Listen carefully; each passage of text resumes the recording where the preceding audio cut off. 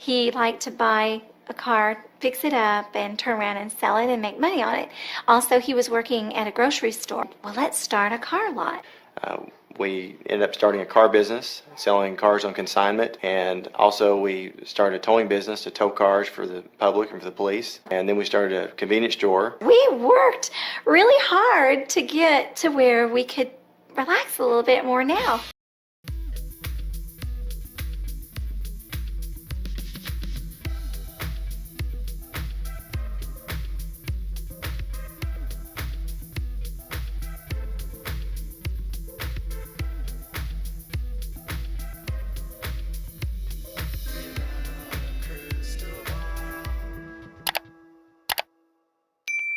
Hey everyone, it's Katie from Without a Crystal Ball. Welcome back to my channel. It's Wednesday, March 15th.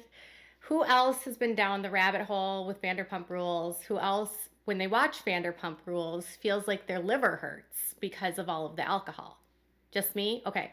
Yeah, I've been down the rabbit hole. For my subscribers that said go back and watch the beginning seasons, I'm almost all the way through season 1, and I'm like, yikes. That's all I'm going to say. And this latest scandal, while shocking, isn't really that shocking if you go back and watch from the beginning. So anyways, the new episode is on tonight. I spent the better part of my morning watching older episodes and listening to podcasts by members about all the details. And if you're interested in me covering other shows from Bravo or anything like that, let me know in the comments. Generally, I've stuck to a lot of the stuff related to cults and the sister wives and that kind of stuff and the Duggars, but let me know. I never know what to bring to this channel, to be honest. We've been on a very Duggar sister wives kind of vibe lately. This video is going to be about Josh Duggar because I have some news for you out of Seagaville, and it's not good for Josh Duggar. It's not good for Anna. It's good for those of you that want Josh to be behind bars for a lot longer, and it's good for those of you that are wondering what it's going to mean for Josh, being that he smuggled a phone in, and it's also going to be a sign that the BOP, when it comes to Josh, is not playing, not messing around, and they are here they're setting an example here. I reported first, before every other outlet, back in February, that Josh Duggar was placed in the specialty housing unit. I had received a tip from someone who has a loved one in Seagaville who has visitation on the same day as Josh, as well as has access and sort of knows through the grapevine what's going on. So there's a large community of families that sort of share information, and as information was getting out, it got word that Josh Duggar was caught using a phone, an illegal phone that he had smuggled in.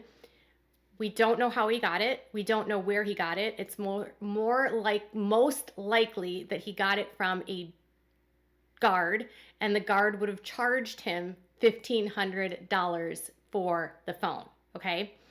Now, some of you have said, where does he get the money? I was told that guards take money for these phones through Venmo and PayPal, okay?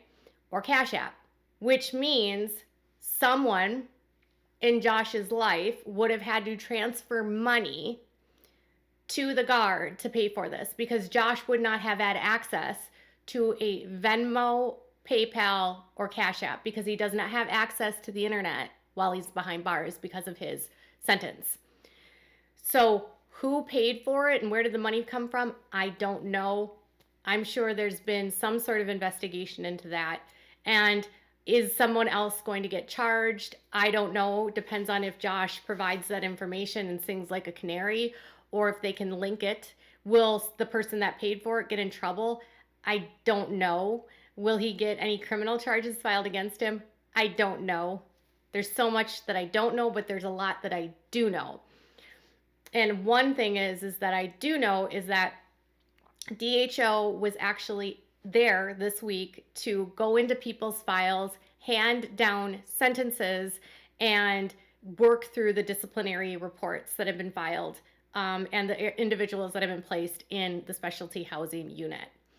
So Josh has been in the SHU since February. The SHU is a unit specifically. It's a prison within a prison. Think of it as solitary confinement. It's there for people that need discipline and also those who need extra protection. Inmates are kept in a very small cell by themselves, and they are by themselves 23 hours a day. They get to shower twice a week. They get one phone call a month. They can have visitors through a visit phone, through like a screen, like a FaceTime, and a visitor can actually come to the facility and sit in a room and talk on a computer to their loved one in the SHU, but no face-to-face contact. Limited commissary, and they eat in their unit. They like literally eat in their cell. They do everything in their cell. They don't get the same amount of freedoms as far as like purchasing commissary, entertainment. They don't get to go to like play rec with all their buddies. They get to get 1 hour of exercise out of their cell a day. That's it. And the rest of it is just literally them by themselves. And I'm sure either writing or reading a lot of books. So Josh has been behind the SHU for about a month now. And since he's been behind or in the SHU, he hasn't had any visitors as far as I was told. Like the person that I speak to regularly said that Josh, when they've been there to visit their loved one, Josh has not had any visitors. And they also said that the phone calls are reloaded on the 16th of every month when someone's in the SHU. And so tomorrow, Josh will get his Josh will have the phone call added back, and he can have his 1 15-minute phone call if he still has access to phones. So Josh Duggar's sentence suggests that this is being taken as the highest level of offense in the Department of Corrections or the Bureau of Prisons, and that it sends a message to him that they're taking this very seriously because his offense is considered one of the most detrimental to the facility itself. So Josh Duggar promising the judge they would never see him again, he would never get in trouble, he would be a model inmate, literally goes from 0 to 100, doesn't skip any of the other stuff, and does the most egregious offense that you can have in this prison system and gets slapped with losing a lot of time, and he might have more he may have more penalties, and he could potentially still have charges coming, and he could also be moved. So let's talk a little bit more about what Josh's sentence would be, what it'll look like for him going forward, and whether or not Anna will be able to speak to Josh during this time. Before we do, can you do me a favor and give this video a thumbs up? Also subscribe to my channel by clicking on the subscribe button down there. Make sure to click on the bell if you want to get notified of any time new content is loaded. Or when I go live, which rarely ever happens. And also make sure to leave a comment if you have something to say, and share this video with your friends. So as I told you in February, Josh has been in the SHU because he was found by guards with a phone in his cell. So he was literally sitting on a bunk, playing on a phone, not even trying to hide it. It was like he was asking to get caught. A lot of people are suggesting that Josh might have had the phone smuggled in. I don't believe that's the case. There are guards that literally smuggle phones in. So while they're in the SHU, before they're sentenced, the time that they spend in the SHU before they're sentenced does not count to their total penalty. So he might have more months that he has to spend in the SHU. But he has lost, according to what's been updated on this website for his release date, Josh is being sanctioned as though his offense was the most severe. So basically, the way that it goes is once someone is placed in disciplinary segregation, it's used to sanction for violations of the Bureau Rules of Regulations.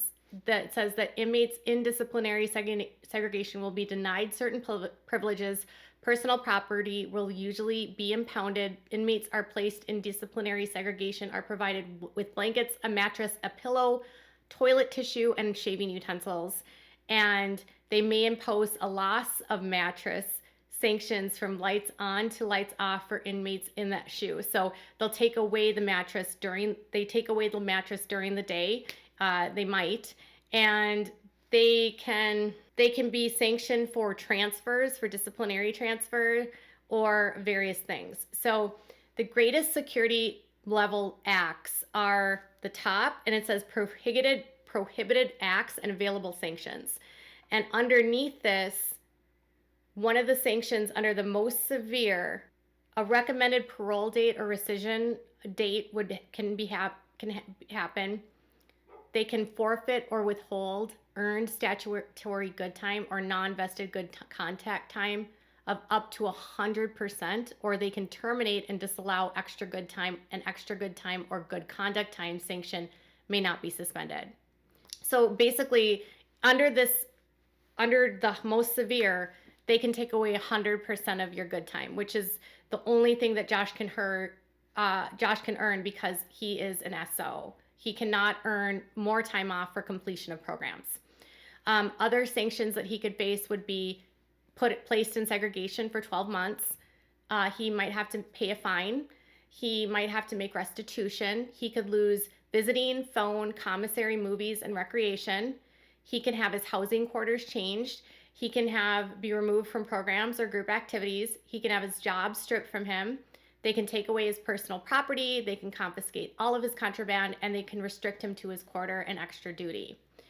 So under this line, it says that someone who smuggles in a phone is considered that they're using this use of a telephone for an illegal purpose or to commit or further a greatest category prohibited act, possession, manufacture, introduction, or loss of a hazardous tool, weapons, or phones, a portable telephone, pager, or other electronic device that can be used for an escape or like causing harm or committing crimes.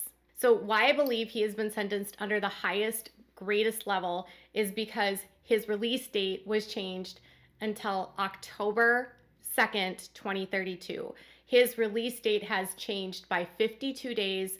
The maximum someone can receive for a year under the system, I believe, is 55 days because they have to serve 85% of the year, and they get 15% off.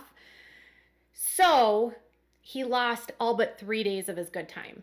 And it's only on the highest, greatest level that you can lose that much time. So he has lost all of his good time for this year. It's gone, wiped away. He has to serve this whole year. He gets no good time for this year. And on top of that, they might transfer him. He might have to pay fines. He could end up having additional charges filed against him. But it's deemed now that Josh has committed the most greatest level. It's called the greatest severity level of prohibited acts. So he literally went to the top. He took the highest level you could go and he went there.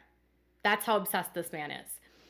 So Josh's release date is now October 2nd, 2032, which means 52 days additional. On top of that, I talked to someone who had their loved one sentenced under similar circumstances, although they're not an SO. They also, on top of any changes in their release date, had 4 months suspended visits, were prohibited from any commissary for 4 months, and could not have any phone calls. My guess is he'll lose access to the phone, and my educated guess here would be that he doesn't get visitors as well. That's not, and we still don't know. They could still, under this system, keep him behind the shoe. They can keep him in the shoe up to a year because he's been sentenced at the greatest level. Not the highest level, not the lowest level, the greatest level. He has committed the highest, most egregious acts against the facility by having this phone. Okay, Josh Duggar has a problem. So he's lost all his good time for this year. He's got 9+ years to go now, and we're in year 1. He clearly doesn't seem to understand that in prison you can't just do what you want. I'm not sure if he'll get transferred, but if he stays there, who's to say that he doesn't do this again, because he's like a drug addict that cannot stay away from phones. And I don't know if anyone's going to get penalized for purchasing the phone for him. I don't know if he's going to sing like a canary and say who got him the phone. I don't know if he's going to rat out the person that paid for the phone. I don't know. And I don't know if they've found anything on the phone. If they found any disgusting content on that phone, he could get new charges. It's horrible. This man is a horrible human being. Okay, so this means that Anna, if she gets similar issues here, this means her time to talk to him is going to be prohibited even further. He's being sanctioned so severely now that this is going to impact Anna's ability to communicate with him, to which I say is a great idea, because maybe not having access to Josh bothering her every day and keeping her brainwashed will allow her the space to realize, oh my gosh, I don't need this man. Maybe this will be the best thing for Anna, and maybe it'll wake up his family to realize that it's not an accident, that it's not a conspiracy, that the content that showed up on his computer wasn't downloaded by Caleb Williams. Not to mention, he is being disciplined in the middle of his appeal. That cannot look good to the appeals court at all. He's literally being disciplined while they're deciding if he gets a new trial. So, Josh Duggar is going to be behind bars for basically 2 more months than his initial release date, and we're on year 1. I don't know what's going to happen with year 2, 3, and 4, but I'm sure it's going to be similar. My hope is that this time and space will give Anna a place to breathe. I hope they figure out how he got the phone in. I hope if there's any contact, I hope if he used that phone for anything illegal and downloading any egregious content, that they locate it. And I hope if that's the case, that he is charged with new crimes. I hope that Josh screws up so much in prison that he ends up behind bars forever, because I truly believe this man is dangerous. And I think that anyone that discounts the level of depravity that Josh exhibits and says, leave the family alone, can just take a deep breath and realize this is a criminal enterprise that this whole system is a part of. There are so many men like Josh in the IBLP, and they are creating men that are dangerous to society like Josh, in my opinion. So tell me what your thoughts are in the comments below. Bye, guys.